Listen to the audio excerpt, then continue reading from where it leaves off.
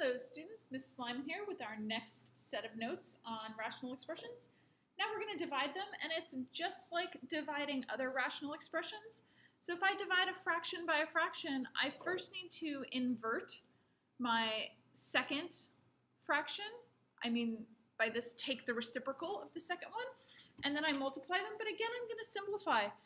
First, before you simplify though, you have to do the inversion.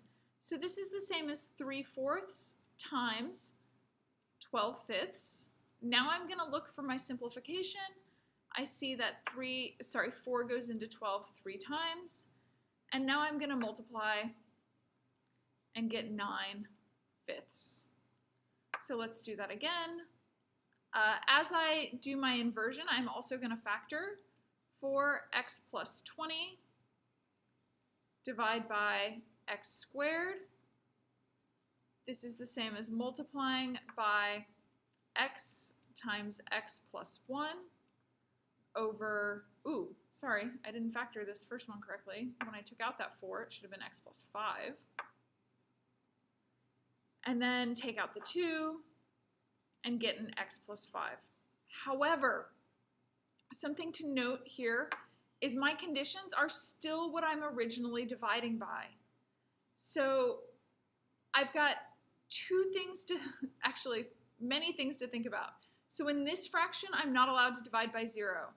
So x squared cannot be 0. In this fraction, I'm not allowed to divide by 0. So x squared plus x cannot be 0. But also, since this fraction is being divided by this whole thing, the whole thing is not allowed to be equal to 0. And this whole thing is equal to 0 if the 2x plus 10 is equal to 0. So I also have that 2x plus 10 cannot be equal to 0.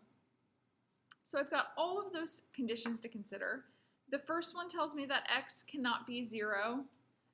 If I factor this, I see it's x times x plus 1. Also, x cannot be 0. I already have that. X cannot be negative 1. And from this one, x cannot be negative 5. So I've got all those conditions. Now I can simplify and multiply. So x squared and x, that leaves an x in the denominator. X plus 5, 2 goes into 4 twice. So I'm left up top with 2 times x plus 1.